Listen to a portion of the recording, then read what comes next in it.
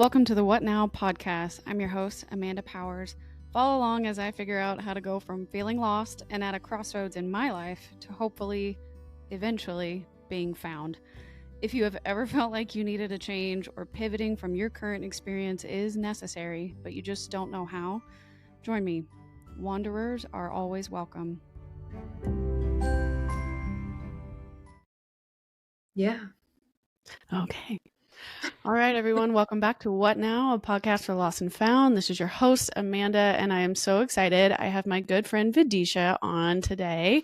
She and I grew up together in Nashville, Tennessee, and met in high school and used to hang around and go to Taco Bell once a week together.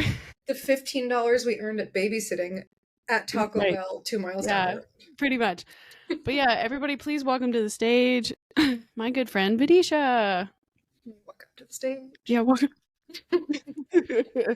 Hi, how are you? Welcome to the show. I'm doing well.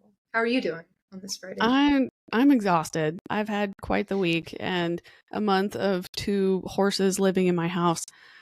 The dogs. The dogs, yeah. They're both, when you combine them, they're like 275 pounds.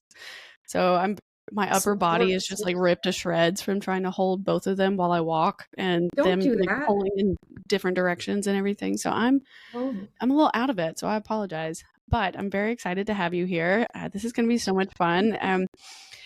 Vidisha, give everybody a little bit of a background. You have so much really cool insights, and I thought it'd be a lot of fun to introduce you and bring you onto the show. You've worked in industries that I've never touched before, and I feel like you would be able to provide a lot of really interesting perspectives to the show and tell everybody a little bit about yourself.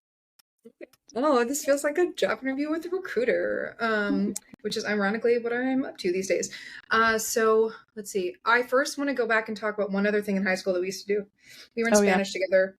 That's true. When I think of you, the first thing that comes to mind is our greeting in Spanish. Do you remember what it was? Hola, vecino. Hola, vecino. And so if we can title this episode something like that, that'd be amazing. Hola, vecino. Yeah. Me and mis vecino. Okay, yeah, back to the question. No, I wish I was better at Spanish. Did you keep up with it after school, or do you use it much now? Because I am an embarrassment to society because, I took the classes from like 5th grade through sophomore year in college and just didn't follow through. I almost had a minor in it. If I had taken one more course, I would have had it. That's always what happens, man. I didn't do it, and I should have studied abroad or done like a summer in Ecuador or whatever, because we had a program through Ole Miss that you could do that with, and I did not do it. I was working every summer, so I didn't. You're busy doing other stuff. But you know what? I feel so some semesters abroad are awesome. I did one when I was in undergrad. That was great, and I was very fluent that semester. But when you don't use it, you lose it, So I don't think it would matter if I had or hadn't not studied abroad. 10 years later, my Spanish is like broken, and I joke with people when I do speak Spanish that like, I swear I had it, but I don't anymore. So ways I try to practice it, or I guess mildly keep up, is my phone's in Spanish. It's been in Spanish for years. Yes. It doesn't really like actively help. It's the most passive thing you can do, but it's kind of fun to hear Google Maps say, en 1000 pies, gira a la derecha, right? Then you at least know what the word right is, and 1,000 miles or feet. Yeah. And then I have a couple lab mates that are native Spanish speakers, so every now and then when I have like scuttlebutt to talk about, I'm like, in Spanish. It's not great. It sounds like a kindergartner speaking Spanish, but it's something. You'd be like, I saw her wear that red sweater. Oh my God. And everyone who speaks English knows what I'm saying too. But the point is I tried. Yeah, no, that's good. I think the last time I really significantly was trying was in like 2018, 2019. I was deployed with FEMA and went down there after the hurricanes in Puerto Rico. Okay. So I was there for like 45 days straight and actually that's a lot of time. Practice and do things, and like obviously worked with people that were bilingual, and they were very sweet and patient and would let me try and say things and would help me and correct me and everything. But yeah, no, don't use it. Don't do it. I still have Duolingo. So like I play Duolingo every now and then. I listen to Bad Bunny all the time, but that's also not very helpful. Spanish. No, he's not helpful for learning Spanish. It's very dirty, but that's it. That's the extent of my Spanish. It's mostly just listening to reggaeton lyrics and playing Duolingo on my phone. So We might be not in the good. same boat. Yeah, we Not very might be in good. the same boat. It's fine. I didn't touch Duolingo for months, and you know what happens to the icon when you don't use it? Does it die? Right? Like the Well, little owl. basically, the icon just starts to like become He like decrepit, and shrinks and gets it old. shrinks and looks really bad and unhealthy Mm-hmm. until you like use it, and then it Use it becomes again and then he young wakes and up. Yeah. yes, They're messing with you, man. Messing with your yeah. mind. And they make you start all over. So if you had gotten up to like level 500 and you didn't use it for a month, it makes you go back to level 1. Makes you retest every level. So like you can skip levels, but like you have to retest them to get back to up to the level you were at. Yeah, no. It's an embarrassment. A couple months ago, I was at Publix. I was returning something, so at the checkout area, there's like a Western Union at one of the Publixes nearby, for money transfers. And there was this really young, sweet couple with like a 4-year-old in line to try to wire money from like the male partner to the female partner. They didn't speak any English, but I was behind them in line, and so they were speaking to the woman. And the woman straight up goes, "I'm sorry, I don't know Spanish." And I was like, and I did that moment of, am I gonna?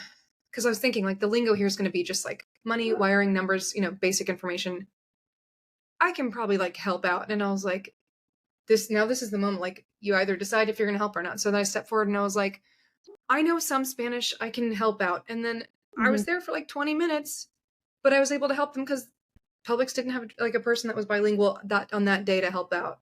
Right. And I swear I like left feeling really good, but then I thought, damn it, like I want to know more than that though, because I knew just enough to help get by. Right. And it was helpful, but Same. yeah. We got to run with that energy though, with like okay, I'm capable of like using this language I think I love and like doing stuff with it that can help the community. Yeah. I think a lot of it too is me being embarrassed because I went on a date with a couple, or I went on a few dates with someone whose first language is in Spanish. And so they would say something to me because they knew I wanted to practice and they knew my previous experience. And I was kind of like, and I just got in the deer in the headlights thing because I was too embarrassed. And it made me flash back to when I was a kid. I don't know if I ever told you I had this big crush on the next door neighbor boy when I was growing up. And I think you've told me about that in high school. Probably, yeah. Yeah. It was tragic. But anyway, I remember it on this date as a 30-year-old. I had the flashback of me being a 13-year-old and trying to tell the next door neighbor boy some story, and I switched the words mañana and hold on, mañana and manzana or something. Marcy says manzana. So I switched mañana and apple with each other. Tomorrow and apple together. And I was trying to say like I'll see you on Tuesday, like I'll see you tomorrow, but I said like to martes es apple manzana. Yeah, something dumb. Yeah. Yeah, I'll see Wednesday apple, something stupid. And so when this guy now tried to say something to me as an adult, I would flash back to like 13-year-old me being like horrifically embarrassed for saying the wrong thing to somebody that I had a crush on. And so I was like, no, I can't do it. I can't talk to you. So I got to get over being embarrassed about it when I'm not good at something. That's tough. It's almost worse than public speaking because I get really shy trying to speak Spanish too. Oh my gosh. But Vidisha, besides our mediocre levels in Spanish, tell me what you're working on these days, because we went to high school together in Nashville, and you had siblings too, right? Like your family still in Nashville, your parents. What's up with that? I'm the youngest of 3 daughters, and we largely grew up in Nashville. Parents moved there from India in the early 80s with my eldest sister, and then I think for a while various siblings like moved away for a little while, and then right now parents still reside in Nashville and never left. And the eldest one is in Nashville maybe for a little while longer, and she lived in DC for a while and really misses it, so I imagine she'll be back up there shortly. But family living there is kind of helpful because as parents age, it's nice to be able to just drive home and see them and spend time with them and check on them with 4 or 5 hour drive. And then let's see, so you and I went to high school together, then everyone went to college or did other cool things with their life. I went to University of Tennessee with half of our high school cohort. That's right. And I will be honest, I remember when I would see classmates there, I remember thinking, damn it, I never got out. I never got out of Tennessee. I'm doing what all of us are doing. Like, what does that mean? How's this experience going to go for me? Am I doing anything unique right now? Not that I need to be totally different, but I was like, the purpose of college is like to go after your dreams, right? Or like to study what you love and not to just like go where everyone expects you to go. So I was having a time thinking about like, damn, I ended up there. In retrospect, I really don't care. College is to me a speck in my mind now that we're older beyond that. But I remember thinking like the world felt so small there, despite it being a giant university. And I think a lot of people might share this sentiment in college. I didn't know what I wanted to do. Just kidding. I did know what I wanted to do for most of college. High school and college, I wanted to be an astronaut. So I would joke when people said, what are you studying? I was like, I'm the pre-astronaut major. And they believed me because it sounds like the pre-med version of being pre-astronaut, right? Or being astronaut. So I was like, well, I just have to study science. I'm a pre-astronaut. I'm a pre-astronaut. They thought it was a track. And I was like, sure is. You just have to study the F out of science. Studied science, but then I was like, man, I'd like look at astronaut profiles on NASA's website. And they were, no pun intended, stellar. Like these are the sharpest people I had ever read about, obviously. And I remember thinking, I am just not up to snuff. Like I can perform. I'm like a mediocre performer. I'm not cream of the crop. I know that about myself. I like so know that and I'm okay with it. But I remember thinking, wow, that's going to be like the top 1% of like the people that are studying those STEM fields. And I just don't think that's me. In retrospect, I think I was capable of it, but I would need more drive. I know myself and I don't know that I have that level of drive. So anyway, pre-astronaut up until I realized I'm not pre-astronaut material. Okay. Went the science route, which a lot of Asian kids do for a lot of Asian family reasons. And then eventually I was like, that's not for me. So after college, I learned about the world of vaccinology, vaccines, public health. And that was a really refreshing, beautiful arena to study. And public health was like kind of a new field. You know, like 20 years ago, it was really common to see people getting MBAs. And that was like the new thing to get to be like robust in your career and to like vertically like get promoted and to like run businesses. And when I say, I don't mean 20 years ago, like 20, 30 years ago, public health started, I think, to become more of the field and be more of a thing. Maybe when we were in high school, but I didn't know about it. It was after college that I was like, I think my mom was like, have you heard of public health? Like, can you please do something with your life? And I was like, I don't know what I want to do. So it was, can you please? Yeah, I mean, she's like your mother worried just about politely was like, are you going to get it together? In the nicest way to not be like, I'm worried about you, but to be like, I'm a little bit worried about you. Because I was living at home, working in a lab. That's like the most black kind of job, but it's great for someone who's like, what do? I want to go in science. Let me get exposed to stuff. Sure. You have to get experience. It's not a forever job. Yeah, but it's not a forever job. It's like get paid about as much as I did as a PhD student, but it was a good place to learn and get like experience, right? So mom introduced me to public health. She had heard of it. Maybe my eldest sister had. They kind of dropped that little bit and then I like ran with it. And that's what brought me to Atlanta. I was like, wow, public health is like serving people. And I felt for a really long time that I wanted to pursue service-oriented work. It could have been any topic really, but given my like Asian upbringing, it happened to be science for what it was. And so I was like, well, you know, I'm already here. Let me figure out service-oriented work through the lens of public health. And I'm in my science track. I'm not going to go back to school and restart an undergrad major, but I'll go this way. So that was really lovely. Like going to the School of Public Health was a very like, they're not like tree hugger granola crunchers, but they kind of are in a modern sense because it's a bunch of people that just want to like help the world, but they're nerdy enough to want to learn a little bit of biostats, some modeling, like math modeling.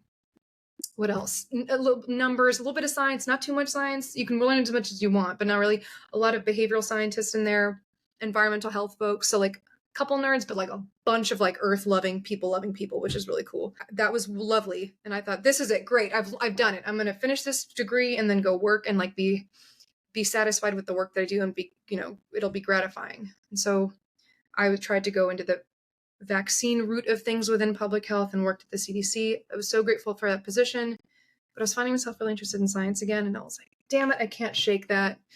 I want to know about the immunology and the virology behind all this. I was working on HPV vaccine disease monitoring outcomes in the US. It just wasn't like scratching my itch. And so then, no pun intended. As story goes, as story goes, I went back to school again. And my mom's like, are you serious? And I was like, yes. And I think secretly my dad was happy about that because he's a chemist, and he wanted us to all get PhDs. My mom's like, "Can you stop going to school though? It'd be great if you're a fully formed adult already. You're the last in the family. Can you please just be an adult already? Get up, get out. Yeah. Get up, go." I think again, so she wouldn't have to worry about me, but it's fine anyway. So I was like, no, I have a plan. There's actually there's a role I want, and I have to have this degree because I won't be eligible for it at this master's level, unfortunately. Sometimes certain industries and sectors are degreeist, which sucks, but to be helping to run immunization programs in other countries that need vaccine program strengthening or expansion or introduction, a lot of these roles require a PhD. So I was like, screw it, fine, okay, I'm gonna go do that. I'm gonna go become an expert in that and then apply and then go do that because I want to do that. I believe in vaccines. I like the science. I'm gonna become an expert in the science if that's what they want. And I'm gonna stay in public health. I'm not gonna do bench research. I don't want a pipette ever again. Ever again. Mark my words. I don't want to wear a lab coat and goggles and do cell culture. I don't want to do any of that shit ever again. But I do know it and I want to translate it. So long story short, that's what brought me through there. And I just finished the degree, which feels great. Congratulations. And you are Dr. Singh now, yes? Something like that. But Vidisha's also trying to look for a job. So that's the other part of the saga, trying to job search. Yeah. So what technically, so you have a doctorate in immunology. What's the title? Immunology. Okay. Yeah. On paper, they put all the ologies under biology. So if you're you're any of the ologies, you're in biology. Got it. Okay. Yeah. Very, very cool. Well, I'm glad that you took the time to really figure that out, but also you did the grunt work, right? So you can't sit there and think that you didn't deserve the degree that you earn now because you spent time in labs, you spent time studying under other professors and with other graduate students. You did get the master's that would build into the right PhD program that you would need to get the job that you want to land. And maybe it felt like a roundabout way from an outside perspective to your parents, but you did prepare yourself, right? It's not like you were just on the couch and surfing the whole time and just skating by on your grades. You were trying to get practical real world experience at the same time. Mm-hmm. And I kind of feel like both of those are going to be useful for you. And especially because, like you said, now you know exactly what you do not want. And that's almost as valuable as knowing what you actually want. Totally. To help you narrow things down. Yeah. I feel like the years between grad school, I call it grad school round 1 and round 2, it was not that many years, but even those were so insightful. And it doesn't even matter what the job would have been. Technically, they both were in science, but I also nanny on the side. But any job I've ever had has always taught me something important. And I always feel like that's so critical before going to school, because school is just this little bubble. I mean, you can work really hard in school, but you don't know how the work landscape is necessarily going to operate everywhere else. So I feel like I got a really good chunk of insight from that helped me know what I wanted to do. And I don't think I would have known that had I tried to start a PhD fresh out of undergrad. And I know some people do know what they want. It didn't click for me at the time. I wouldn't have known. I would have been doing it just because I was like, oh, everyone does this after they get a STEM degree. I don't know. So it's just what they're expected to do. So I guess I'm supposed to. Right. Or they know from the get-go, I want to be a researcher, I want to have a lab, and I want to be a professor. And I didn't want those things.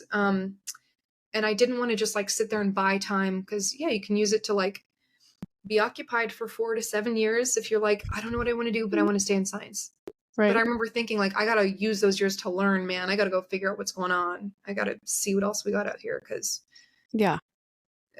as much as I'd like to be an artist, that wasn't going to fly. So yeah. Well, don't look at me, the person that left a guaranteed career in national security for marketing and podcasting, which is basically still in its infancy. Listen, you're a badass. And you could go back to that if you wanted to. It's theoretically, yes. Yes, you can. Okay. Yes. Yeah. Do you think the jobs are always there. I could get hired as a consultant or a contractor or something. Okay. But going back full time as a government employee just takes a lot of work. They have to run all the background check work, and the interview process is 18 to 24 months. It's it would be a long time. Right. I hear you. And the federal government still cares about your lifestyle choices. So that would be something that I would have to adjust again to be eligible. So Gotcha. that's, Okay. one of Okay. those things where it's just kind of like, I don't know. And I wouldn't be allowed to do the podcast. You can't have a public facing persona. Right. Yeah. This is a So huge influence on, your lifestyle. As I think you said it well. You decide what you want to give up in that moment. Or giving up is not the right word. Just compromise, right? It's a give and right. take. Yeah. Yeah. For the life you have now versus what you would have if you went back to that. What about going back into the service work you did, but not necessarily with the government? Are there ways to do that in Nashville with NGOs and community organizations? Probably. If I were to look around, to be honest, I haven't really tried looking at what other types of opportunities that are like that. But there are I several gotcha. NGOs Yeah. in the Nashville area, or at least the Southeast, that have offices and stuff like that. I probably could. I have signed up for Our Rescue, OUR, the Operation Underground Railroad stuff. So like the human trafficking NGOs that have Oh, yeah, yeah, offices yeah, yeah. around the South. I've signed up for like volunteer opportunities for things like that with groups like that, Oh, since that's wonderful. Okay. some of the casework that I did with the Yeah, I remember Bureau. that. So I Yeah. would like to contribute in that capacity, maybe if I were to switch over to an NGO of some Okay. kind. Like I think I'd like to get back to that particular subject matter, but Cool. I Okay. don't see that as like a full-time option right now. So Understandable. would have to really figure that out, or go through that email that I sent you that had all the like 80,000 80,000 hour jobs. jobs or Yeah, yeah, something. yeah, yeah, yeah. Yeah. That was Did you? helpful, man. That thing, I looked through it and there was, I used that site thanks to you to pull one or two specific jobs that I Oh, good. applied for. It's helpful because it's just a better filter for when you know what giant field you want to go after versus like the Mm-hmm. LinkedIn thing or one particular company. So that was quite Right. helpful. Yeah. And most of my friends that have suggested networking things for me now are all Mm-hmm. like, well, I do all of it on LinkedIn, and I just don't. I treat LinkedIn like a digital resume rather than like like a social network, and like you are supposed to treat it like a social media account. And I don't. I just kind of scroll through there. Like I know the people that I'm Okay. following for specific reasons for the podcast, and so like I Yeah, follow yeah, yeah. their stuff and like collect Okay. information that way, and like come up with topics and subjects that I want to talk about on each episode. Mm-hmm. But I haven't personally networked that well with it, but that is one way to That's all do it. But right. yeah, Yeah. I figured that 80,000 hours email would be good for you, other than trying to Yeah. go through like Glassdoor and Indeed. And yeah. And then my friend Norma, if you ever got the chance to talk to her too, Yeah, I she's followed up worked with in her. DC before. So Okay. I've set up. She was on vacation, but she let me know to email her because I was using LinkedIn, and she said I don't use this very much. So then I pinged her on email. But we should oh, good. hopefully be talking in the next week or two. I think she's just come Awesome. back. Yeah, she's Yeah. great. Thanks Yeah, for she'll have a connecting with lot her. of insight, and I think she'll at least know people that you could talk to that still live in the DC area that might be able to help, Beautiful. since you were considering Okay. moving to DC now, and now that you've Yeah. graduated. But do you have a different timeline right now, or for Timeline being school, or? as soon. No, dude, I'm done. But I think I'm going to be a temporary hire, essentially a postdoc in my lab to buy me time while I keep job searching. Unfortunately, the job market's not great for where I'm trying to get in, especially because I'm early career. If I had Yeah. 10 years under my belt, the things I'm applying for, they'd work. But I'm not there and trying to establish myself in global health for the first time. So it's a little bit difficult. But I'm trying to remain patient, knowing like doing all this work doesn't mean the reward's instantaneous. This is a slow build and it's the long game. So I'm Mhm. here for the long game. I think I did the hard part, although it feels like sometimes this is the hard part. Yeah, the hard part just keeps getting harder. Yeah. It's a But different yeah, type of mud. Yeah. It's totally. not Yeah, I'm mud glad I anymore. didn't see this mud. I wanted it to be porcelain. I thought it'd be porcelain clay by now. It's not smooth. Mm-mm. Yeah. No. No. Yeah. Yeah. Spoiler alert, kids. It does not get better the older you get. Like, do not wish No. away your time at Oh my all. God, no. But you know what gets Oh, better? I do think friendships get better, and whether it means the number of friends, not that I'm a quantity person, or the quality. But yeah. I'm like forever grateful for friends that I've made over time, especially through the shittiness of grad school. Like it gets shitty, it gets really, Yeah. really shitty. Oh, I And remember. Yeah. yeah, it's. But then, do you also remember all the wonderful people you had, whether it was like one or Oh, three or no. And right? yeah. Yeah, there's still tons of people in my classes that I could call up if I wanted to. And even if I haven't spoken to them in a long time, like we keep up with each other and like where we've changed in our careers and stuff. Yeah, absolutely. And sometimes when, oh, go ahead. Oh no, you go ahead. It's okay. I was just going to say the last bit there. Anytime I find myself complaining like a bit too much about grad school, my oldest sister is always like, listen, your friends and I decided that the best part of grad school was like these two best friends you made out of it. And she like reframes my thinking so that I stop getting so, negative, because it just happens in waves. You're just in a rut because the job stuff's not going well, or you're thinking over this many years spent doing that. And like, for what, right? Whatever the thing is, like the pulling out of that mindset's always been, think of the people that you made wonderful relationships with, and that makes it completely okay all of a sudden. I'm glad that you called out reframing your perspective, especially when you're feeling stressed and stuff like that, or it's hard to see the positive when you're going through a rough moment like that. And I remember for grad school, for me, like I was still working at the Bureau full time. I was dating somebody that lived outside of DC, so it was essentially like a long distance relationship. So like they lived in like one county over, but because of all the traffic and like how long it takes to get anywhere, it was basically long distance. So that was rough. And then I was also going to school at night. So like I remember just probably like in that moment I was telling myself I was fine, but like the hindsight looking back on like those 2.5 years straight, it's kind of like, oh my God, you were so miserable. Like you weren't doing anything else other than commuting and going to school and showing up to the next thing you had to be. I would show up, but there would be like a shell of a human. Oh, dude. So I'm grateful for any of the friendships that I actually was able to maintain during that period. And I swear I am a good person. I'm a better person than what I was back then. There we go. I think that's all that matters now. But yeah, I'm glad your sister could point that out. And I'm glad you did make 2 really good friends out of it. Yeah. Too. I mean, there are some other ones too, but like whenever I'm bitching in particular, I tend to be like, you know what? Those 2 angels got you through this. Be thankful that you had them. Oh, one other thing I wanted to say about friendships, talking about the shittiness of grad school.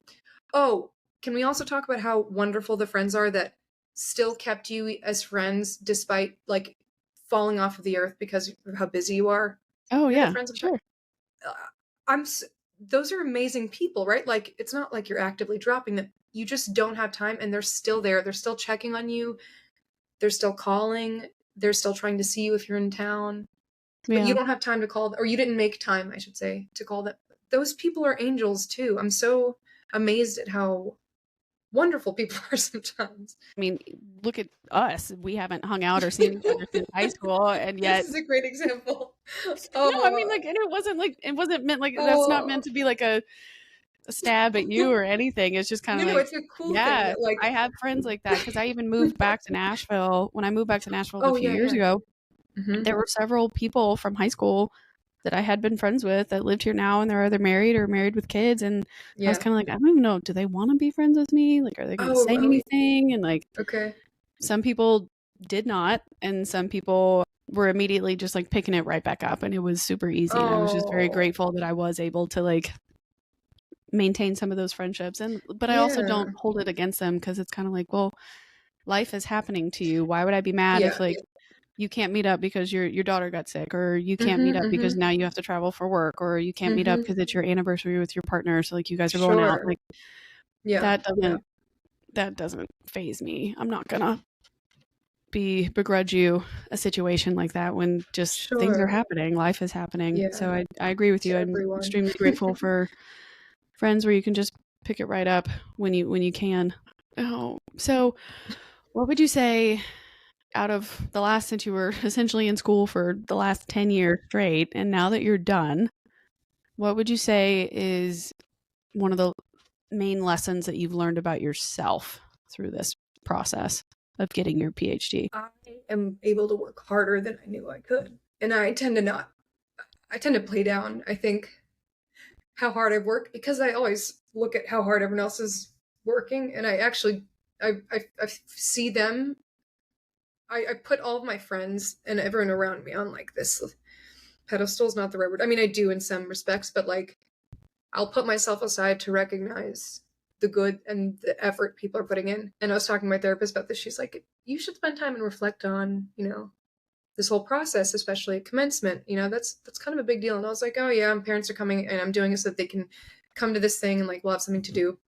She's like, no, like make quiet time and go think about what that means. That you just like went through this thing. It really doesn't, the degree thing part doesn't matter. I'm more just like thinking of this long, arduous path that was like really tough. Anyway, all that is to say, yeah, I'm amazed I like squeezed this out of myself. I am. I am. I'm not sure how else to put it, and clearly it makes me emotional because I'm like, oh, I don't spend enough time thinking about like I do have the value and the worth and the thing. I'm also a very emotional person, so I guess anything makes me cry. It's okay. I've cried on this podcast. I've had to pause before so I could blow my nose and be like, "Excuse me." Like, I cut that part out so nobody knows until now when I just admitted it on camera. But oh no, yeah, this is no. Yeah, no, I don't mind. Everyone that knows me knows that I cannot cry. Same. Everybody that knows me knows that I cry too. Yeah, God. Even the couple weeks ago, I did an episode with my friend Courtney, and we were recapping the Formula One race that we went to in Miami, and about how the Formula One race in Miami. Yeah, it was badass. It was really good. You'll have to go back and listen to that. You're a gearhead. I'm not a gearhead. She is. Her parents used to do boxcar racing and streetcar racing, and so she knows about the history of racing and NASCAR and Indy 500 and Formula One stuff. Dang, okay. From growing up, and so she was a big fan of it. Okay. And our mutual friend became a fan of it when the show Drive to Survive came out on Netflix. About F1, and so the both of them had watched the series and they wanted to go to the races, but when it came time to go to Miami, our friend Mary Kate ended up having to move, and so she couldn't go anymore, so I took her place. So I went, and I was basically like tapping on Courtney's shoulder like, so who's this? What's this? What are they talking about? What does this mean? Did they win? Did they get points? How does this work? And she's just like, football. Oh my god. Like, hello. What's this? Who's that driver? Why are they cheering for him? Yeah. What is it? Yeah. No. You're funny. Oh it was gosh. silly, but it was a great time. I had a lot of fun. But cool. The point of the story is that, yeah, everybody knows that I'm a crier because in that episode we also talked about the first time I ever brought Courtney back to my house to meet my family, like just as a friend to come home for Thanksgiving because she needed somewhere to go. We took her to my aunt's house who was hosting that year, and my cousin made me cry, and I like ran out of the room and was like, "Excuse me." So it was just like Courtney was just like, what's going on? You good? So yeah, it was kind of like, yeah, no. My closest friends know almost anything could make me cry. I'm just an emotional person. Like if I'm happy or sad or frustrated, that seems to be the way that I get it out. So don't feel bad about that at all.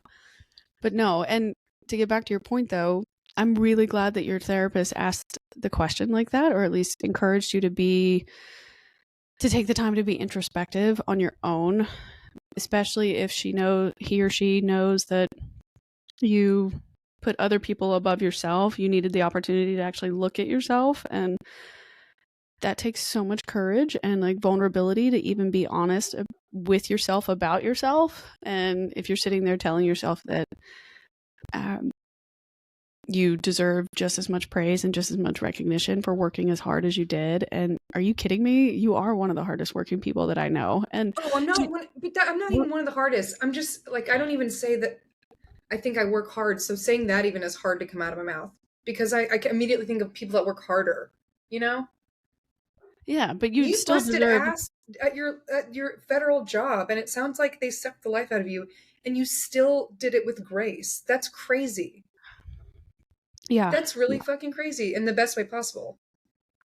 It was a crazy time. And I do look back on that, and I'm glad that I handled it as best I could in those moments. Mm-hmm. I do think there were certain things where if the scenario had gone instead of down path A, if it had gone down path B, then maybe I would have still stayed. I would have still been there. But like, right. You can't change the fact that this is the order of events, and this now led me to the decision that I had to make, which was to leave, which was like one of the hardest decisions I ever made in my life. But I'm really glad that you are giving yourself the credit that you do deserve and acknowledging that you have the ability to go after something that you really, really want if you actually want it. And that's so key, though. Just acknowledging your own skill set, acknowledging your own capability, and what you actually have to offer. It's important. Just like empathy and being nice and being acknowledging what your friends have and being complimentary to others is good. It helps you get along with people. It helps you recognize other people's skill sets, but it should never be to the detriment of your own too, because you also are fitting into that puzzle piece. If you're going to go into immunology and help save the world, so true. Yeah, you I have got to show them that I'm know worth it too. Vidisha's superpower, right? You can't just claim that she doesn't have one. Like, clearly she does. Or else where's she going to go? Where's she going to fit in? So. Yeah, she wants to go there, so she should probably talk about it. I know now that you've graduated, what are you excited to work on, or what are you most excited for this year? You did just finish your sister trip, right? Are you doing anything else fun or anything else you're looking forward to this year? Okay, really obvious answer. Can't wait to just like get the first job that I want. And I don't know if it's going to be this year or next year. I'll probably take on an interim job before then, but I'm excited for that. I'm also excited that once I have like a proper paycheck again, which is like anything above my stipend. But I'm excited to get back into hobbies that I love that I didn't have time or finances for. There's a whole lot of stuff that gets on pause just because, that's not going to fall in the budget, or like, this is, I've got to handle this right now. So there are like time constraints, but also financial constraints. And I hope to just like start to organize and prioritize things that I want to do, like join or try out for a club ultimate frisbee team. I've been keen on that. I didn't have the time commitment or really the finances for that. And I want to this is going to be really silly, Amanda. I secretly want to be a DJ, not like a famous DJ, just I want to be able to mix music. No way. I really want to learn that. You want to learn how to do that? I want to learn how to do that. I want to take classes and then like buy the equipment and understand that. I love that. That is awesome. That is so freaking cool. If I can get my finances straight by like 55, maybe I like underground Vidisha gets her stuff going in her 40s, and then maybe by 55 she leaves public health. I'm kidding. Is it that expensive to get a DJ? Oh, I'm like totally a little kidding. Like turntable, or whatever it's called. If it's a couple, I don't know. There's a word for it. I don't even know it because I haven't even looked into it. But if it's a couple $100, there's got to take class, got to buy stuff. I'm telling you, PhD stipend pays bills. You don't do anything else. So I can't wait to unleash all the things I want that cost a little bit of money. No, that's good. You need to get back to who you are, things that you enjoy. And I think that's one of the slippery slopes about getting lost or losing your identity and dealing with self-loss, is you give up parts of yourself that you do enjoy, things that bring you, help you feel alive, because you're just trying to get through that moment. You're just trying to get through the thing that's in front of you right now. The next thing, one step. Nothing further than the one step. No, because that's how I felt when I was living in Philadelphia, because I wasn't dancing, I wasn't using Spanish, I wasn't doing any kind of sports at all. Like, I was just working the whole time I was there. So like, that's what I was on my vision board last year. I needed to take ballet classes. I wanted to get back into like adult actual classes. Or did you end up starting this? I haven't done it. No. It was on the goals for 2024 was to like go back to adult ballet, because they do have classes in Nashville at the same studio I went to when I was a baby, like when my mom Nashville Ballet. Is that through the Centennial? No, it's not through the city, right? Because there's like dance classes. It's over near Centennial though. Yeah. I'd have to go back and look it up, because there used to be a building like the Nashville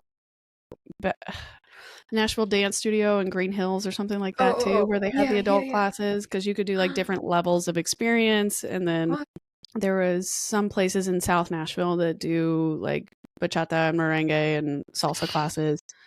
I got to see if I can find that though. Got to, I need to get back into that, because that was something I miss that I haven't done in a long time, which I know I'm going to be rusty with, but that I might be more willing to do.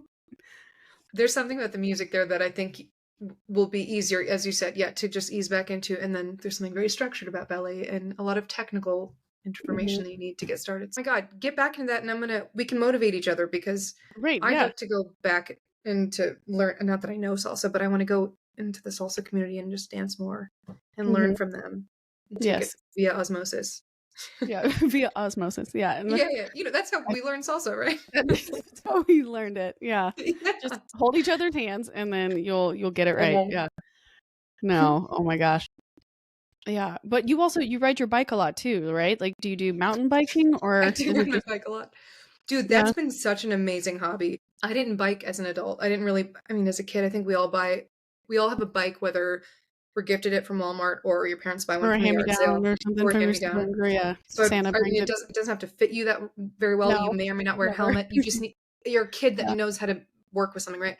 So I Yeah. did that. But as an adult, I had tried riding a bike with like a friend and his sister once, and the bike didn't have gear. No, the bike did not have gears. So I was like, this is hard. Wow, everyone is so fit around me. I didn't realize it's because the bike was like a single speed. No, single speed or fixie, whatever. And then when I came to Atlanta, I was gifted from like a friend of a friend. I was gifted a single speed bike, and I was like, damn, like biking is so hard. And then someone's like, yo, you need gears, okay? Biking's not hard. You just need a simple machine. And I was like, Right. no, right, mechanical advantage. Okay, so then thankfully another friend actually gave me a bike that had gears, and I was like, oh, this is sick. You're I like, can go now I get anywhere. it. I Yeah. get it. Everyone's not more fit than me. I just needed gears.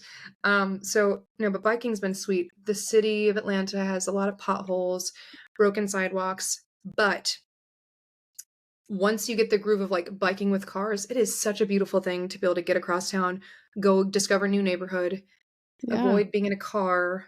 It's fun to ride a bike. There's a giant biking community here. Mhm. And we love biking to like a destination to go grab a meal or get a beer and then bike back home and, play music on our bike while we're biking.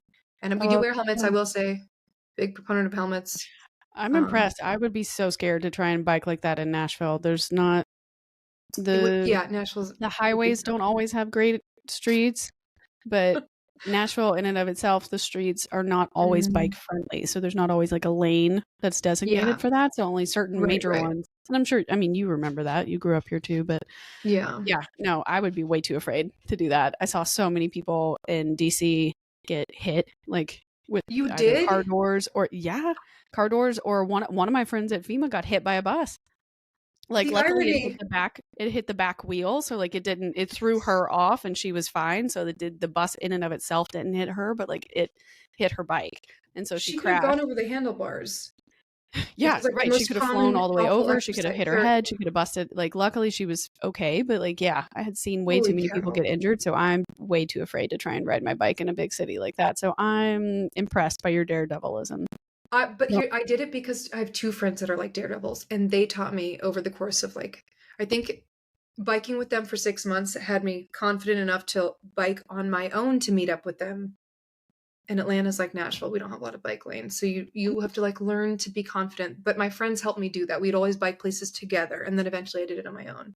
right. And then I would put lights on my bike and like know which parts to avoid. But uh I don't know, I guess you figure it out. But DC I'm surprised about. I thought DC was a bike friendly city. It is. Doesn't mean the drivers are. Oh, we're talking, yeah, okay, the other part of the story. Right, right. Yeah, Okay. yeah. No. Well, damn, that's unfortunate. Well, biking is a great outlet. And luckily it was something that didn't cost a lot, because if you have a bike, you can just go anywhere. You don't need, outside of bike maintenance, you don't really need a whole lot of fancy gear. And I don't like to collect a lot of like specialty items for hobbies. I like to Yeah. just use like what works kind of thing. y- So, Right. yeah, meet a lot of people that way. We try to incorporate more women and like diverse groups of people in the city. It's nice. It's cool. Well, good. Yeah. Well, hopefully you'll be able to meet some more bikers or more ultimate frisbee people this summer and make some more friends. Yeah, Yeah. yeah. Yeah, or find more people that know how to DJ so you can learn from them too. That's I'm so really the excited. next step. I am a minor teaser right now since I haven't actually Okay. announced this on the show yet. I am doing a slight rebrand. So if you learn how to do this in the next few months, maybe I could call you and you could help me redo my intro jingle, my openings, my opening and closing song. Oh my God, I'd love Because to the figure song that that I out. was using is no longer available. So when I rebrand, I'm gonna have to like re-record my intro and my outros. So Oh if you my want to God. DJ, I can Let pay me you figure it for out. your first song. You wouldn't even have to pay me because I'd be trying to figure it out so hard that I'd be thankful that someone wants to use my stuff. I Yeah. gotta figure my shit out then. I You will. want to Let me make me, figure my yeah, stuff make out. me a song. And now you can be my opening, you can be my opening and closing audio. Holy cow. Okay. Let me I'm figure going that to out. redo it. Yeah. All I have right now is like a bunch of playlists saved in Spotify for and SoundCloud for what I want to mix with. So I haven't Mhm. done anything. I just have the materials to start and then no equipment. So wait for Mm. me. Okay. All right. I'll wait for you. Yeah. You figure it out. Okay. Cool. Well, now that you're done though, are you going to stay in Atlanta or you want to move? Like if you could be anywhere in the world, where would you want to go? That's an amazing question. Let's see. For the purpose of job stuff, I want to leave the South. We talked about this, I guess, a couple weeks ago, and I had let you know I've only ever lived in the South. And being in Atlanta for a lot of it has been great. I think Atlanta is a beautiful city. Yeah. Um, doesn't seem that way from the get go, but there's a whole lot to love here, and it's super diverse. And diverse in a way that Nashville wasn't at the time. But again, we were a lot younger when we were there in high school. Exactly, yeah. Things have changed a lot. But I like the direction Atlanta's going. I do want to get out of the South because I've been here also for in the context of school mostly, and not just like employed and like adult. So I think it'd be a great perspective to be living in a city like DC for career stuff and a new perspective. And the other two cities I would consider are Chicago and Philadelphia because from the little I've seen of both of them, they're very rad cities in my opinion. If work wasn't the driving force behind like a decision to move, I was thinking about this earlier. I've also never been to non-India Asia before. I've been to India a handful of times to see family. All of my Right. not immediate family lives there. India is wonderful. It's so different than here, and it's so different even inside of itself. But the continent of Asia shares a whole lot within itself, and a whole lot of doesn't share a whole lot of stuff. So I'm so curious about literally all the other countries in Asia, like Indonesia and Mhm. Thailand and Vietnam and China and Japan and Taiwan. I want to know what those countries are like, and I'd love to put myself there and maybe live in like the mountains or something. Recently, I've been like itching to go live in like full landscape and not city. I think it's just Right. from like views of Yeah. beautiful places, and I'm like, oh, put me down there. I want to run around the mountains. But Yeah, it'd be beautiful. Yeah. And it'd be yeah, something different, right? It'd be a yeah, completely different perspective than what you've had before. You'd have another chance to grow. yeah. You're trying something new. You're waking up in a Mm-hmm. different place every day. And Absolutely. yeah, no, Yeah. I think that would be really cool. I have never been to India. I have had a few friends who've had either weddings there or they've gone and visited, and just they always say it's so beautiful. But I haven't had the chance to go yet. But yeah, Thailand would be really cool too. Mm-hmm. Indonesia, yeah, all that. Vietnam, yeah. I think I that'd be will say fun. I'm applying to no, well, I was initially applying to some WHO jobs before I started to network, and when I networked, they were like, yeah, WHO doesn't like to hire a bunch of people from the US because they have plenty of US people. They want a nice diverse set of people in their like network. So I wouldn't bother this early career trying to get a job there. And I was like, damn it, because all the places they need to hire are fucking Or awesome. in these other cool places that you would be Yeah, willing to go. 100%. Yeah, and I'm seeing these. I'm like, well, they're not going to pick me, but I would love to be there. I would love to go spend time there. Yeah.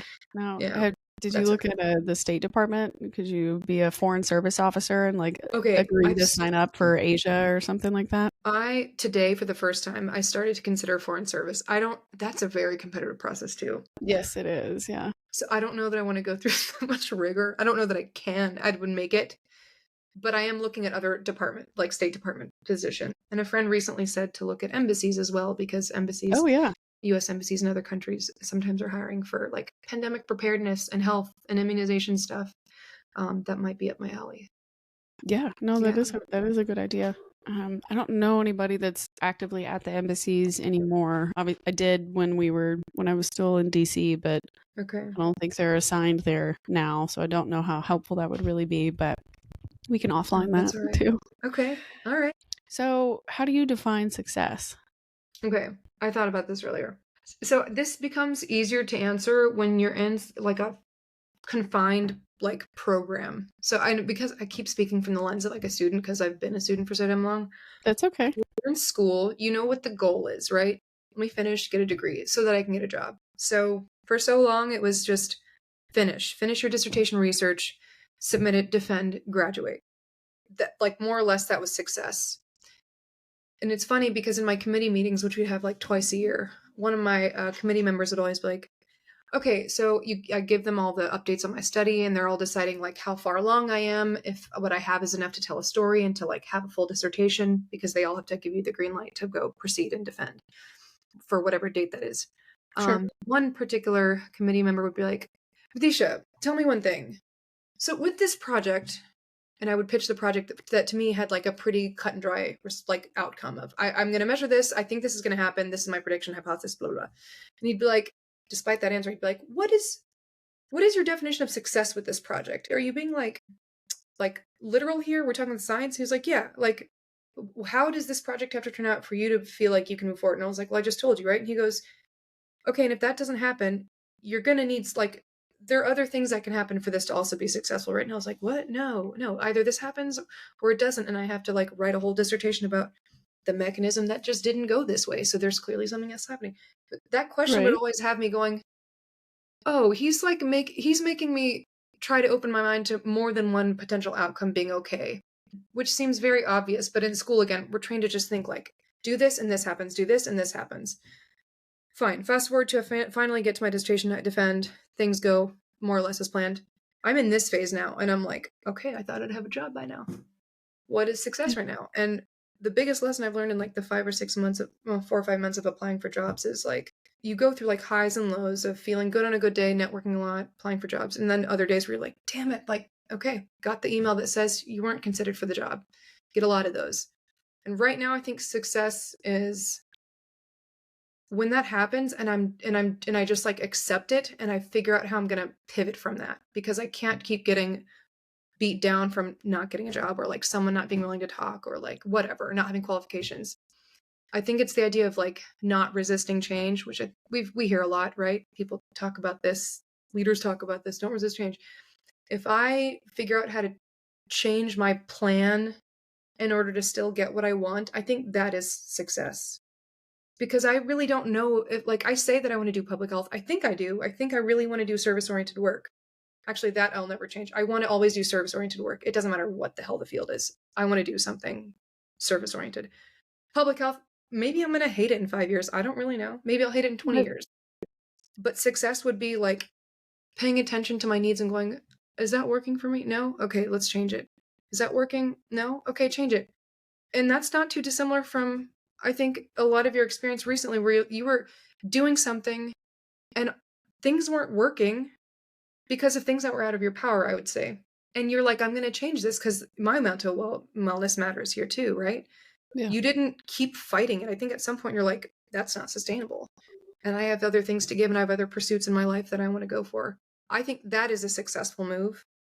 I don't know that it would be successful to keep staying at it, right? And like keep killing yourself, essentially. Maybe for someone else that would be their success because maybe for them the goal was something else. But I think adaptability and like accepting change, that has to be success, because I'm never going to be able to predict like a closed science experiment what's going to happen. Our lives are like forever changing, right? So my ability to adapt is going to probably be my measure of success. I like that a lot, especially the ability to accept rejection without letting it consume your whole moment, right? Like, especially if you're getting multiple response emails and rejections from the potential opportunities, you're kind of like doing your best to not get bogged down with, okay, it's not a reflection of me. It just, the right job for me has not happened yet. Or I'm not approaching this in the best way. Like, let me figure that out. What am I not doing exactly the right way? And you don't know. You got to try a bunch of different things. You got to apply to a bunch of different jobs. I don't know if your parents had you do this when you were applying for college initially, but like my parents did, like pick 3 dream schools, 3 schools you know you're going to get into no matter what, and then 3 schools where you're like, my backups. Like, it just kind of, the dream to have would be nice to have, and then like the ones I know I can get in, and if I have to, I'll go, kind of a thing. So like do the same thing with the jobs too. Like Yeah. you Yeah. may not be a good fit at all, or you may not have the right number of years of experience, but it sounds like based on the job duties, it would be your ideal role. Apply for it anyway. You never know. They may call you and be like, you're very interesting. We think you'd be a good fit, but you need some more, go get XYZ experience first and then call us back. Like, you don't know until the HR And that's person. valuable too. Getting that is like huge. Yeah. Exactly like you said, if every single moment in your life right now, you're changing constantly as a human being, you're constantly being challenged and forced to grow, whether you want to or not, or everybody's doing it at their own pace, but like you're rising to the opportunity every single time that comes to you. So I think that's good. Your success, your definition of success is going to change as your life changes and transitions too. So maybe now that's what success is, but maybe success in 6 months is when you get that dream job. So, or when I decide to pivot early and go into music making and drop this. Until you become a DJ and you start becoming the most famous podcast composer of all time. Yeah. Then we can wear striped shirts all the time. Oh my God, the Stripe Sisters. We can start our own new show, teaching people how to pivot. Our shirts remind me of, did you ever watch Bananas in Pajamas? Yes. Girl, we are wearing I wanted to ask you what your definition of success is. That's a good question. Probably something very similar to what you have right now. Like at this point in my life, to me, success is following through on what I say I'm going to do. So like actually, I don't have to get it right. I don't have to do it perfectly, but following through on what I've promised to myself, what goal, whatever it is that I've set. I talked about starting a podcast for years and I finally did it. That feels successful. I told myself you're going to do it for at least a year and see how you feel and kind of reevaluate what you want to do. And now we're at like the 8-month mark and I'm already planning like investing even more money into this. And so like doing the slight rebrand and the music and the graphics and everything, upgrading that. So like that's not even a year in and I'm already dedicating like, oh yeah, we're going to keep going. Like we're not done. Get it. I think I like that. Yeah, following for me right now, being good success. On your word. Yeah, following through on my word, staying true to who I am as a person and being willing to accept the fact that I'm not good at certain things and being like okay with that. Being okay with mediocrity, being okay with starting over is really, really hard for me. But I think that's mostly how I feel successful right now is, did I do the things I said I was going to do? And that could be anything. Like, did I actually take all my supplements that I was supposed to this week? Like, did I actually walk Dirk twice a day like I want to and care about? Like, did I actually go to the gym? Did I actually eat well? Did I actually take care of the things that I said I would take care of? And if the answer is yes, then I consider that successful. Like, not every day is exactly the same. Like, maybe on Monday I only get 3 of the things done, but if I got the 3 things I was supposed to get done, then great. That's it. Yeah. Like, so I'm trying to be better about not being as hard on myself as I usually am, but I think mostly following through on who I believe myself to be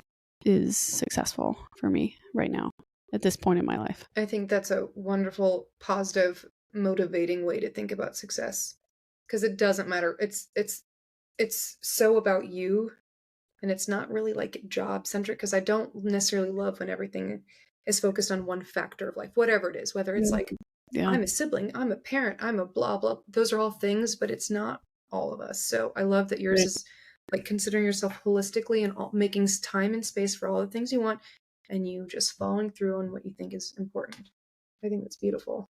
Yeah. Can I ask how you hold yourself accountable? Because I think that's something that we all struggle with in one or a couple parameters in our life.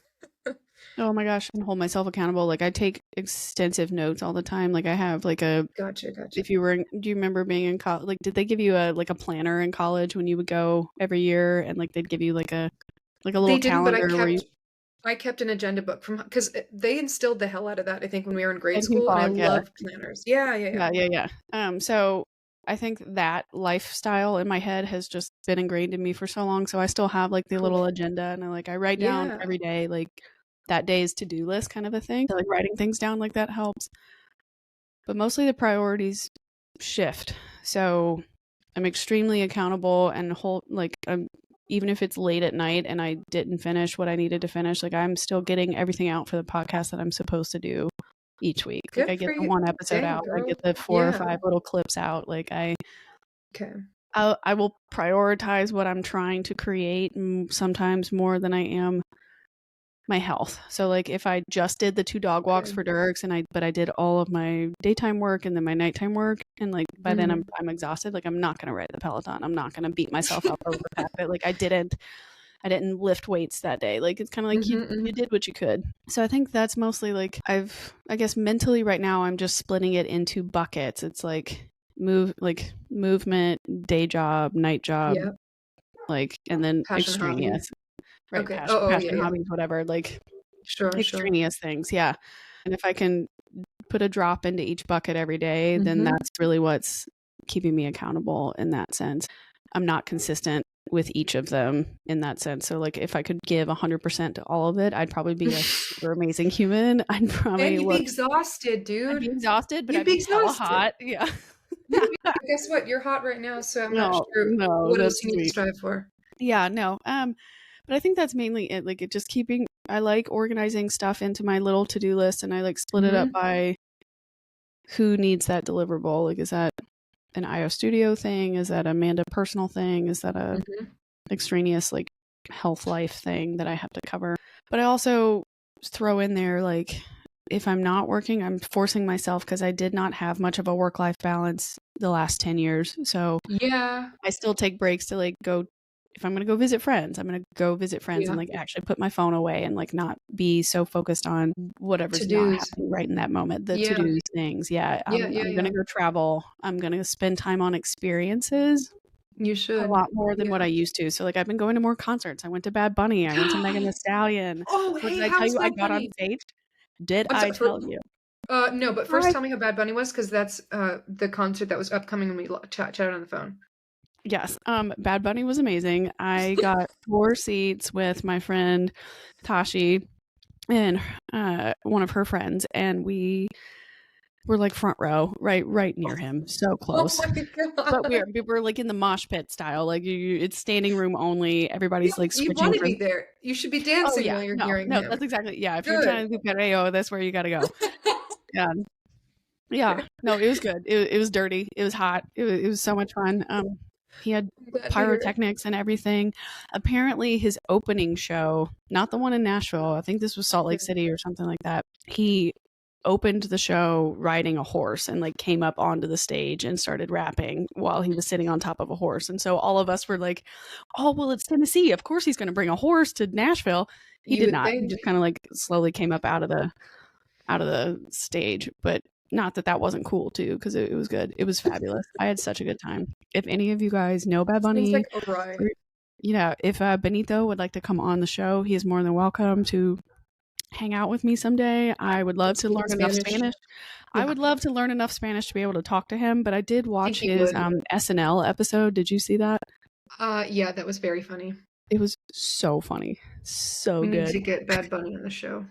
Yeah, I don't know how, but we do need to get that. Well, I just love the opener where he's like, people thought that I would not be able to do the show because, English is not my first language, but I don't know if you know this, but I do what I want. And I was just like, yeah, you do. You do anything you want. Oh my God. At any time. Anywhere. With whomever. Yeah. Oh my God, you kill me. Your humor is the same as it was, and I love that. Oh, always. Yeah, no. I have not changed. I am still 100% down for the Hispanic community. Games. Oh, games. Oh. I didn't know how my sentence went, so I just said games. Games. I knew what you were getting at. I don't play games. Okay, I'm not here to mess around. I've known her for over 10 years. She doesn't play games. She does not play games. God. Yeah. Okay, then you saw Megan Thee Stallion. Was that before or after? And then I saw Megan Thee Stallion this month. Yeah, she was also amazing. My college roommate from Ole Miss got us tickets to the Memphis show.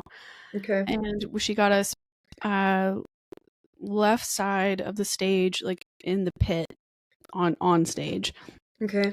And so there was like a catwalk that went down the middle of the pit. So there was split between left and right side. And then the catwalk would go like semicircle to the left and semicircle to the right around the stage, because it was at the FedEx Forum. So that's the basketball arena, I think, for them in Memphis. So when she was walking out during the middle of the show, she took a pause to like kind of like interact with the crowd and take photos and, you know, say hi to people and stuff, and like pull out their phones and like videotape herself and then give it back to them and like sign shirts and everything. And so she starts picking people out of the pit to come up there to dance.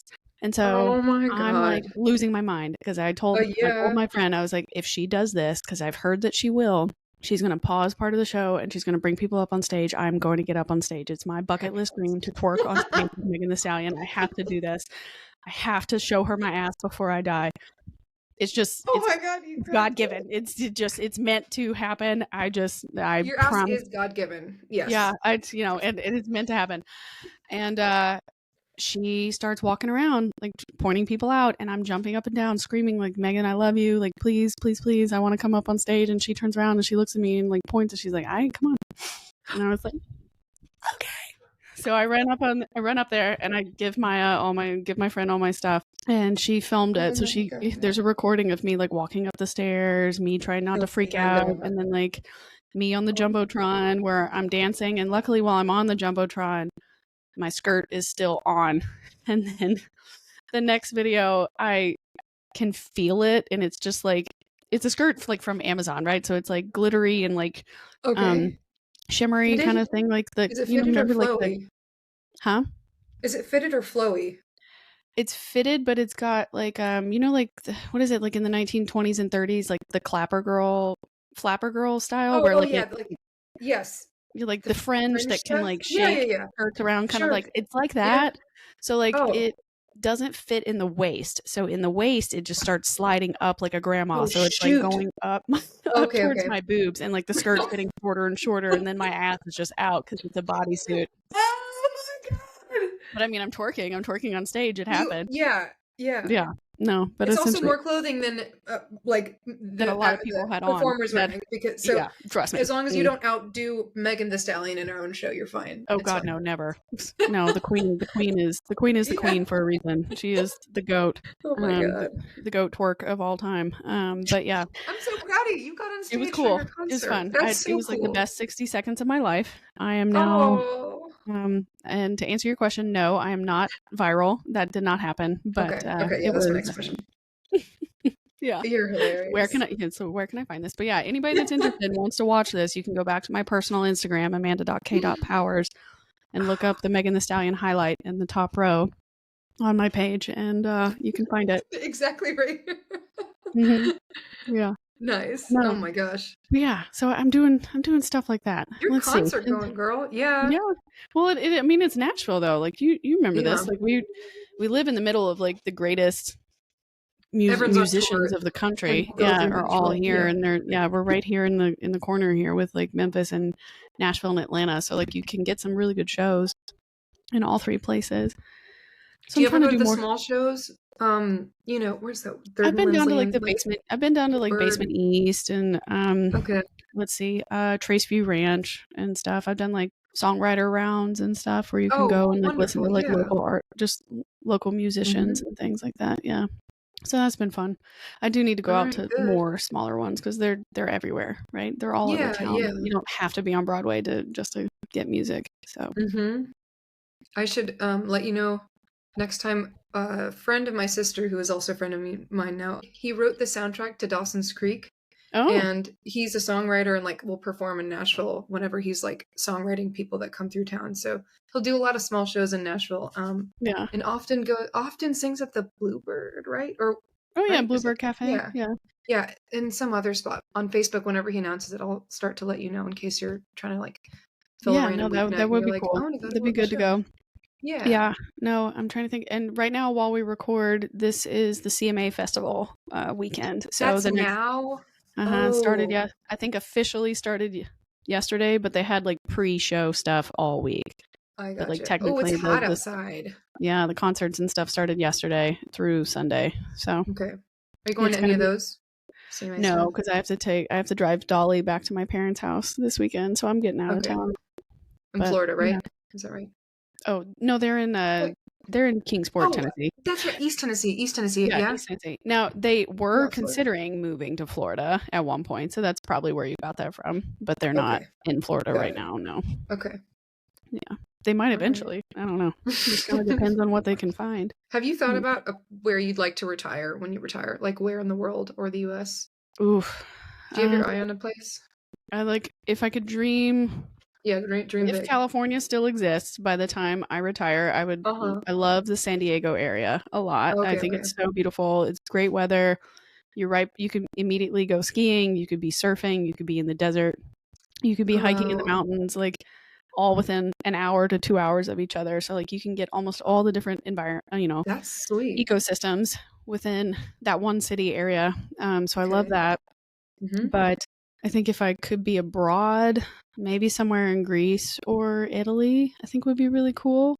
They're both Mm-hmm. on the bucket list. So again, I'm just Okay. like assuming I might like this. But yeah, I think Italy or Greece. I know there's a lot of Awesome. expat cities in southern Spain and Portugal A too. So lot. it's Yeah, very dude. easy to travel there even if you don't know the Right. language. That's right. And Portugal is allegedly like the best place for retirement expat people for that age Yes. range too. So Yes. if you can afford it to do that and live out there, then I Mm-hmm. think that might be cool to actually be abroad rather than in the US. But again, I don't know. I don't know my path. Like if I end up getting married or do eventually have kids someday, like Mm-hmm. I may never leave the US Make because you plans want to be differently. close to your family, but Yeah. I don't Yeah. know.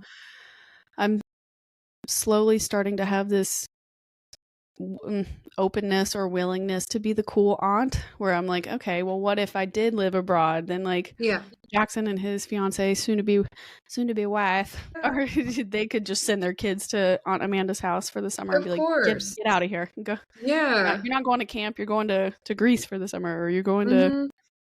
Amalfi or wherever it is that I live. Which I look at me acting like I'm going to be able to afford to live someplace like that. Listen, we're But just pipe dreaming and there's room yeah, to pipe pipe dream. dream. Yeah. Yeah, I don't know, something like that probably. Okay. And I like also, those I mean, plans. like I know we joked around about Puerto Rico, but like I friggin' love Puerto Rico too. So I don't know. Oh, Maybe. that would be a sweet place to retire. And it's close to the mainland, dude. Yeah, it's only like a Yeah. 3 hour flight or something like that from That's Nashville. Yeah. that's doable. Yeah, so let's do it. Yeah, where sign me up. How do I retire? Yeah, I know. Well, I honestly, you might have potential jobs and stuff down there too, because they're doing a lot of pharmaceutical research. A lot of companies are moving the Oh, their factories headquarters, and like things like that there. manufacturing. I Yeah, should the look into pharma manufacturing and stuff the there. research behind pharmaceutical stuff is down there. It was right up until I got to like interview stage for one particular CDC job last year. It would have been a 2-year post. The Mm-hmm. post would have been assigned like earlier this year, but they had a job opening in Puerto Rico and I was playing it up. I was telling a bunch of friends like, Yeah. I'm gonna move to Puerto Rico after I defend. See you guys later. Crash on Gonna my do it. couch, Deuces, whatever. yeah. Yeah, and I talked it up way too much, and then obviously didn't go through. It did And I not did happen. pass Yep. an interview. No, same. No. I know that feeling. I did that at the FBI Academy. And I was like, I'm ranking at number one. I'm gonna go. Ah, And I did. I ranked at number one. And you would think the ways that they sold it, that if you were willing to put it there, you're going. And it's kind of like, oh wow, nope. damn. There were too many other people in my same class that had already been tested for their language, and so since the government had their test score available, they got to go. So Damn it. I know didn't work out, but It's all fun good. But when I you did the don't same. know I in did the the same moment. thing. I'm like, it's Yeah. gonna be great. I can't wait. I love that place. I worked there with FEMA. You know, I already know how to get around. Like, blah blah blah. The difference is Now, you did have experience there, so like you probably had a way better shot at getting that than I yeah, did at this last than some post. people. But Damn. no, they wanted you to, I think, ideally have the No. language skills, and which was funny because Rats, man. they offered to train you while you were there, so they were going to put you through school anyway to like get immersive class. It's the easier thing to teach. I feel like the other hard skills matter a little bit more than Mm-hmm. picking up Spanish, Then especially if you already picking up the knew language. Yeah, no, working well, all the levels. Yeah. intelligence analysis. Yeah, I was so down, but I Yeah, even I'm offered not sure they like, picked the right what if I person. waive the moving fee? What if you don't have to pay me to move? Like, I'll just go Girl, wow, and you were like taking off all the benefits. You're like, I'll go for there with no benefits. yeah, you could literally give me one cardboard box to put all of my belongings in, and I will Just go. And fucking send me the. they still said no. They did We not. have this person that actually knows Spanish better than you, and we'll teach them all the intelligence, even though you have the intelligence No. and not the Spanish. Oh Thanks, God. government. I didn't say it made sense. I'm just saying No, that no, it doesn't. A I lot did of the same government does. embarrassing thing where I was like, "Oh, I'm totally going to do this," and then I opened my envelope, and you have to announce to the entire class like where you're going, and I was like, You have to do it in Philadelphia. front of everyone? Oh yeah, the whole Wait. class. Yeah, you and the Intel students and the agents. At least back when I was there, I don't know if they have combined classes anymore, but yeah, Oh, yeah, I don't think I and love that. That's nerve-wracking. it is very nerve wracking, and they film it too and share it to their offices, so you can't react. Like Lie. you can be Oh, excited, oh, but oh, you right, cannot because react. your future Hmm. team watches you opening that piece of mail, so you need to be Yep, gracious. yep, exactly. So, Damn, girl. hmm Okay, that's it's a intense. lot. Oh my gosh. Um, We were well, talking about Vidisha, retirement. Forgot what the topic was. we could talk about all kinds of stuff for forever. Yeah, But it's fun I talking to you. know I don't want to hold you up because it is your weekend. It's your Friday. You need to go and enjoy your life and your night. So I have You one too. final question for you, for the Okay. listeners, for all the wanderers out there who are looking for direction.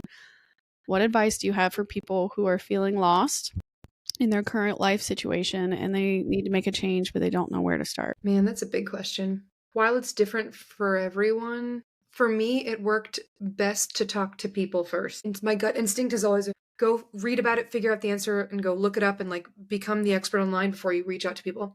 That method did not work for me as much as I wanted it to. I started talking to people first and sharing my experiences, getting their input, simmering on it, deciding and distilling what I wanted to learn from that, and then talking to more people. That's both when I'm having a hard time and need help, and when I'm like wandering and aimless, and like it didn't have to necessarily be about job stuff. It could just be when like you're in the like worst of the pits. And I know that that doesn't always lend to wanting to talk to people, so this is not like a solution for everyone, but I am of the belief that when I need help, I got to go ask somebody, like a person, for help. I don't think there's not an app, there's not a sport, there's not a recipe, baking recipe that can distract me enough to get me out. I have to talk to people. So if that's someone's cup of tea, I think talking to people helps when I am lost, and I would hope it could help others too. The other thing I pair with that is once you've gotten that part, then I like to latch on to something that's like a feel good hobby. And I like to try to make time for both of those because talking can only do so much. You also have to get your like good chemicals flowing. So whatever it is, I'm not great at painting, but I like painting. I'm not great at running. I like running. Just those happy distractions that like feel really good. Yeah, those work for me No, sometimes. that's good. And you boost your mood or you stimulate your Yeah, mind in both ways, a critical thinking yeah. way and an artistic way. Yeah. And you And feel like you're being being heard by somebody, right? Like when you're Mhm. lost, a book might be nice, but like sometimes you got to talk to someone that can see that you're not well. And so you know you're not alone, or, you know, that there's someone there to help for the moment or for the Right. time period. And would you say that the active effort that you've put in at therapy that's also helped as well, or that's at least given you insight into how to do these things? Yeah. I've been like in and out of therapy. I should have had it all throughout grad school and I didn't. I briefly had a therapist, and then it got so intense that I said I didn't have time for it. I probably could have had time, but I remember in that for a few years, like all I could do was almost like, it sounds like a lot like what with your federal job. You like get up and you show up, and then the end of the day's there, and then you're back to sleep and you wake up. There was like no time for anything else. I probably could have used therapy then. That said, ring up on therapy again last year. It's been helpful as a reminder. I realize I also use, I mean, my friendships are also helpful for that too in some ways, but I also don't like to burden them with a lot of the heavy stuff, which is why the therapist is nice. You can kind of lay it all down. Right. Yeah. Let it all out to the objective outsider. You're Mhm. like, you can't judge Mhm. me about this because you're supposed to be Right. helping me. Yeah. Or they don't feel like, I don't want a friend to ever think, "Oh my, like I'm so worried about you. I don't know what to do. I'm helpless because of this thing you just told me." And that Yeah. that burden's not fair when I know that friends are also going through things.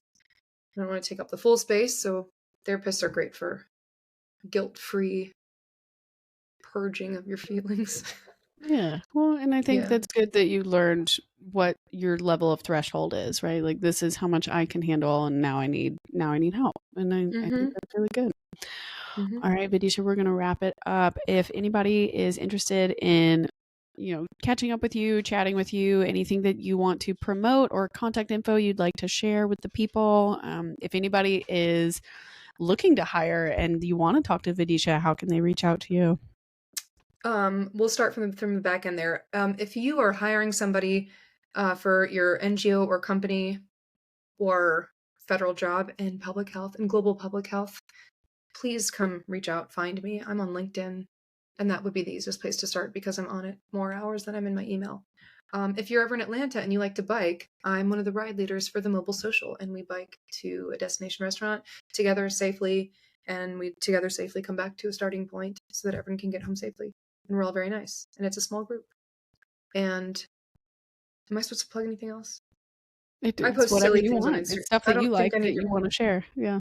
I don't know. I mean, I don't know how to plug anything else. Just holler at me for biking Yeah. or the job thing. Yeah. Cool. If you're in Atlanta, you'll probably run into me. I feel like I run into people all the time down here. Yeah. If you're in Atlanta, say hi. Yeah. All right, Please. everybody. You know the drill. Like, subscribe, leave a review. We need those 5 stars. That way we can get the show recognized and picked up for, who knows, more Bad promotional Bunny. events. Yeah. And Bad Bunny. And Bad Bunny. Yeah. To get Benito's attention, I need all of you to like, subscribe, and please leave a review and leave 5 stars for me. Even if you thought this episode was a little out there, that's okay. I understand. But you can always find me at askwhatnowpodcast@gmail.com. I'm at Podcast for the Lost on TikTok and Instagram. My personal account is amanda.k.powers. And feel free to leave me any feedback. I always love hearing from my listeners. Anytime you have suggestions for a show, topics you'd like us to cover, any stories you feel like sharing, you can always drop them in at askwhatnowpodcast@gmail.com. I'll have all of our contact info and discount codes listed on the show notes. And remember, wanderers are always welcome.